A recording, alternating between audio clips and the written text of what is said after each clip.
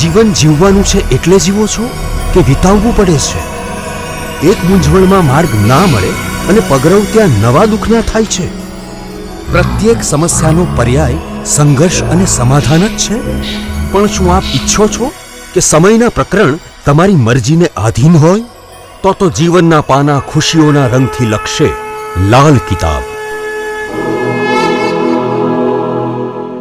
નમસ્કાર મિત્રો, હું હરિવર્ધન ચોકસી આપ સૌનું સ્વાગત કરું છું. મિત્રો, આજના વિડીયોમાં આપનું ખૂબ ખૂબ સ્વાગત. મિત્રો, આજે તારીખ 3 ફેબ્રુઆરી શનિવાર. આજનો શુભ રંગ ગ્રે અને દૂધિયો, આ બે કલર આજે તમને ફાયદો અપાવી જાય. આજના અનુકૂળ દેવતા શિવજી, શનિ મહારાજ ને માતા સરસ્વતી. આજની શુભ ધાતુ લોખંડ, ચાંદી અને સીસું. આજે શરીરમાં પ્રભાવિત થનારા અંગ આપણા શરીરનું લોહી અને આપણા શરીરના મસલ્સ. આજનો શુભ પદાર્થ તેલ. શુભ અન્ન ચોખા અને કાળા અડદ. આજનું શુભ દ્રવ્ય અળસીનું અને સરસવનું તેલ. આજનું ભાગ્યવર્ધક પુષ્પ ચમેલી, ચંપો. અને આજની ભાગ્યવર્ધક સુગંધ કેવડો. તો મિત્રો, હવે જોઈએ ગ્રહો આજે આપણા માટે શું લાવ્યા. સૂર્ય આજે 6થા સ્થાનમાં ગોચર કરે છે. તો મિત્રો, આજે આપણો પ્રભાવ ઘટતો જોવા મળે. આજે કોઈને કન્વિન્સ કરવા હોય તો ન કરી શકાય. આપણું ધારેલું કામ આજે આપણે ન કરી શકીએ તો દુઃખી થવાની જરૂર નથી. એનો ઉપાય કરીએ તો ચોક્કસ ફાયદો થાય.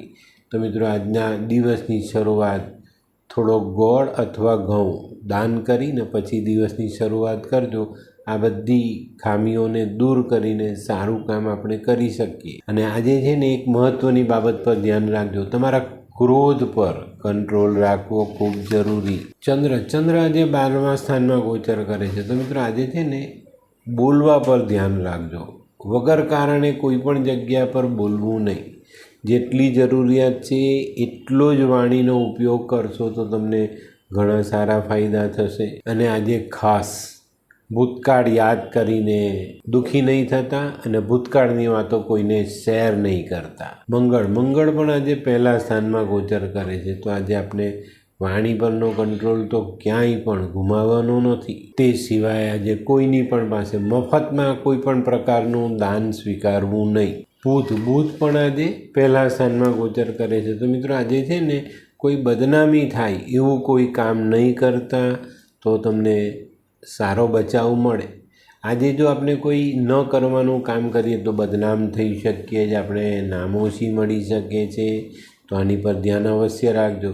તે સિવાય મિત્રો, આજે ઘરે મહેમાન આવે ને એની આગતા સ્વાગતા જરૂરથી બહુ સરસ રીતે કરશો તો તમને ફાયદો જરૂર થાય. ગુરુ આજે 8મા સ્થાનમાં ગોચર કરે છે. તો 8મા સ્થાનનો ગુરુ ક્યારેક, રોજ નહીં અને બધા માટે પણ નહીં, ક્યારેક કોઈક વ્યક્તિને પિતા સાથે ટકરાવ કરી શકે છે. તે સિવાય મિત્રો, આજે છે ને, જાણે આ ભગવાન આપણી પર એકદમ જ આશીર્વાદ આપવા બેઠા હોય ને એવો અનુભવ થાય. આવનારી હકીકતનો સામનો આપણે કરવાની પ્રેરણા પહેલેથી મળે અને એ મુજબ જો આપણે ચાલીએ તો આવનારી મુસીબતને આપણે ચોક્કસપણે જાણીને, સમજીને, વિચારીને ટાળી શકશું. તો આજે કોઈ એવો વિચાર આવે કે આવું નુકસાન થવાનું છે તો એની પર ધ્યાન રાખીને એની તૈયારી ચોક્કસ કરજો. શુક્ર આજે 1લા સ્થાનમાં ગોચર કરે છે. તો મિત્રો, આજે આપણે આપણું ચરિત્ર સાચવવું ખૂબ જરૂરી. કોઈ ખોટી સ્ત્રીના સંપર્કમાં હોવ તો એનાથી દૂર થજો. અને આજે કોઈ એવી સ્ત્રીના સંપર્કમાં ન આવી એની કાળજી જરૂરથી રાખવી જોઈએ. તે સિવાય મિત્રો, આજે સંતાનો તમને ચિંતા કરાવી શકે છે. ખાસ કરીને તમારી દીકરી તમને ચિંતા કરાવી શકે. તો આજે ચોકસાઈ જરૂર રાખજો. શનિ આજે 2જા સ્થાનમાં ગોચર કરે છે. તો મિત્રો, આજે આપણા સ્વભાવમાં થોડીક બદલાવની પરિસ્થિતિ ઊભી કરવી પડે એવા સંજોગો ચોક્કસ બને. આજે છે ને, આપણે આપણા સ્વભાવમાં જે વિવેક છે એને ખોવાનો નથી. અને વિવેકપૂર્ણ વ્યવહાર જો આજે આપણે કોઈની પણ સાથે કરીશું તો ચોક્કસ કુટુંબથી માંડીને બધી જ બાબતમાં ફાયદો થાય. અને આજે જો તમે વિવેક જાળવવામાં સફળ થાવ છો તો ધનની બાબતમાં ખૂબ સારા પરિણામ પ્રાપ્ત થાય. રાહુ આજે ત્રીજા સ્થાનમાં ગોચર કરે છે. તો મિત્રો આજે જો શરીરમાં કોઈ ખામી લાગે તો ડાક્ટરની સલાહ જરૂર લેજો.